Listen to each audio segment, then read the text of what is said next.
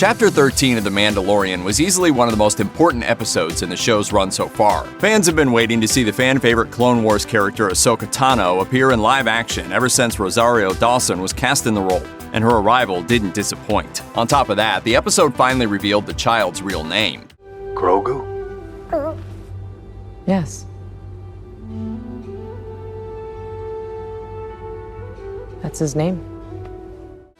There's so much big picture stuff going on in Chapter 13 that it's easy to lose track of what the episode's self-contained story is even about. After all, not only does Ahsoka Tano turn down training Grogu and send the Mandalorian to the yet-to-be-seen planet of Tython, but it's also revealed that Ahsoka is hunting the legendary Star Wars Expanded Universe character and Rebels villain General Thrawn. However, there is a story in this chapter that is contained to just this episode, and it's a good one too. Essentially, Ahsoka and the Mandalorian team up to take down the evil magistrate, Morgan Elsbeth, on the forest planet of Corvus. And while Tano battles Elsbeth, Mando faces off against her lackey Lang, played by 80s action icon Michael Biehn. A lot of people will recognize Biehn from playing Kyle Reese in The Terminator and Hicks in Aliens, but you might also recognize Diana Lee Inosanto, who's also worked on some of the biggest franchises in recent memory, albeit not usually as a principal actor. It may take nearly the entire length of the episode to build up to, but one of the best scenes in the whole episode involves a fight between Ahsoka and Morgan. And while your brain might have been working overtime to remember where you recognize Diana Lee Inosanto from, you were probably also noticing how solid her fight choreography is. And there's a good reason why you should be impressed by Inosanto's prowess with a weapon, because she's an experienced stunt performer and coordinator.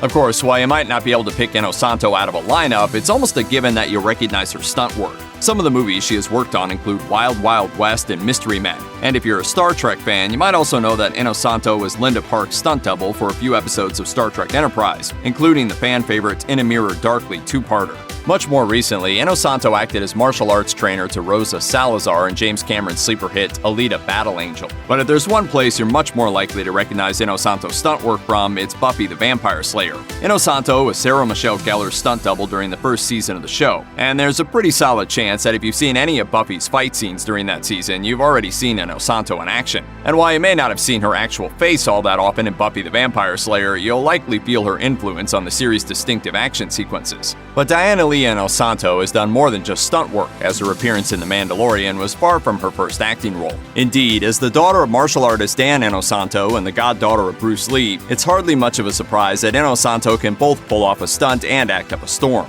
If you want to go all the way back, there is a chance you recognize a very young Inosanto performing stunts in Pamela Anderson's So Bad It's Good action film Barbed Wire, or even appearing as one of the innocent Eloy that Guy Pearce's character encounters in the 2002 remake of The Time Machine.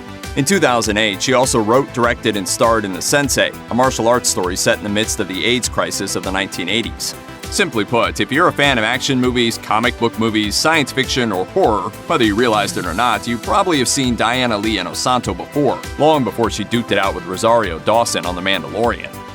Check out one of our newest videos right here. Plus, even more Looper videos about your favorite movies and TV shows are coming soon. Subscribe to our YouTube channel and hit the bell so you don't miss a single one.